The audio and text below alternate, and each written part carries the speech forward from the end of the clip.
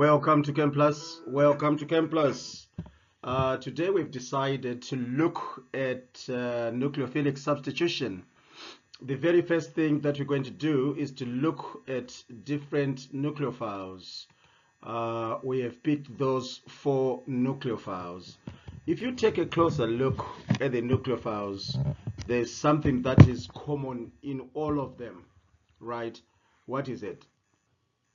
They all have a lone pair of electrons. They all have a lone pair of electrons. So in your opinion, what is a nucleophile? What is a nucleophile? What is a nucleophile? It is an electron pair donor. Now, if we look at this chloroethane, we will see that the molecule is polar. And again, why is it polar? Why is chloroethane polar? We know that in that bond there, electrons are not shared equally. Chlorine is more electronegative. That's why the bond is polar. And your nucleophile tends to attack the positive center.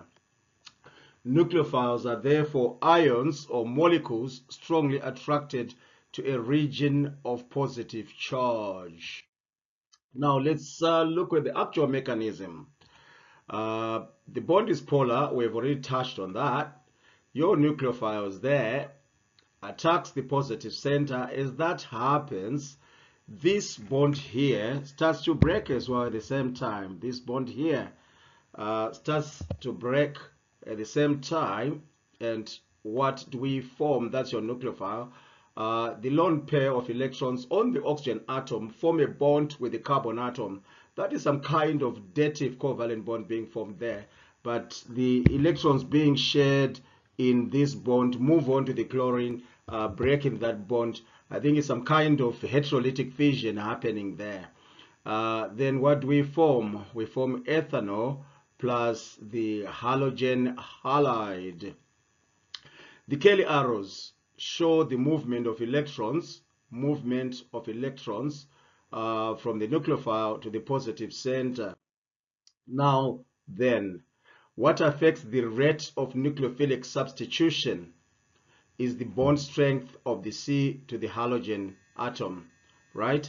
We can clearly see that the Ci bond is only 238 and the CF bond is 484, right? So it will be much easier to carry out nucleophilic substitution on compounds containing iodine, right? The Ci bond is the weakest and readily undergoes nucleophilic substitution. So what we are saying here is, if we've got those two compounds, I'm failing to pick my highlighter. The Ci bond will undergo nucleophilic substitution much easier than the fluoroethane, because this bond here is weaker. This bond here is easier to break. So ease of hydrolysis increases, ease of breaking down those bonds increases as you go down the group. Yo!